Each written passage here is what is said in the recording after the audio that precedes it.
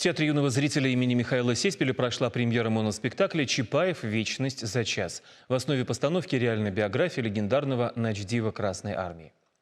Несмотря на это, зритель по-новому раскрывает образ Василия Ивановича Чапаева, ведь в спектакле звучат малоизвестные факты из жизни легендарной исторической личности времен Гражданской войны в России. В главной роли Леонид Аргейкин. По словам режиссера Дмитрия Михайлова, благодаря непревзойденному мастерству артиста спектакль получился живым и интригующим. Самобытность и пронзительность постановки придает еще и игра Александра Васильева. Он здесь в роли уличного музыканта. В моноспектакле на сцене не меняются декорации и нет лишних движений. Зато есть исповедь героя, которая держит внимание зрителей до последней минуты. Кстати, сама постановка рассчитана не только на взрослых, но и детей. Последние на нее могут попасть по пушкинской карте.